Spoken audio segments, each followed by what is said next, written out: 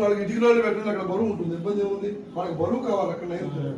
ఆ బరువు ఉన్నంతసేపు యజమాని హ్యాపీగా ఉంటారు. ఫస్ట్ అందులో చెప్పేది ఇప్పుడు హ్యాపీగా ఉంటారు. ఒక బోర్డు అది గుర్తుపెట్టుకోండి, ఎప్పుడు అది మాత్రం కంపల్సరీ. అయితే పశ్చిమం లేదా దక్షిణం రెండు కంపల్సరీ. 33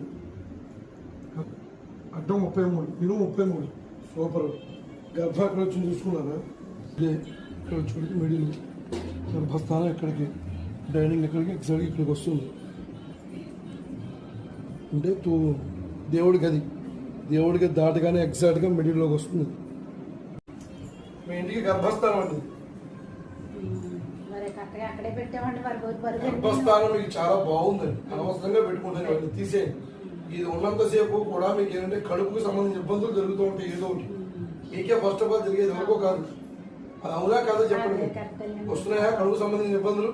ఖచ్చితంగా ఉదర సంబంధమైన ఇబ్బందులు పడుతూ ఉంటారు. సార్ గర్భస్థానం మన కడుపు ఎలాగో ఆయనది కూడా కడుపు ఉండే స్థానం. వాస్తు పురుషుడు ఆయన ఎగ్జాక్ట్ గా ఈశాన్యం నుంచి నైరుతికి కాళ్ళు పెట్టుకుంటాడు. ఎగ్జాక్ట్ గా స్వామి నైరుతి అంటే అక్కడ ఈశాన్యం నుంచి తలకాయ ఉంటుంది. అక్కడ బరువులు ఎందుకు పెట్టద్దు అంటే మన తల మీద బరువు పెడితే ఎట్లా ఉంటుంది. అలాగే వాస్తు పురుషులకు కూడా అక్కడ బరువు అనేది ఎక్కువ పెట్టకూడదండి. ఎప్పుడు మూవబుల్ ఉండాలి, నాన్ మూవబుల్ పెట్టకూడదు. పూర్తిగా ఈశాన్యాన్ని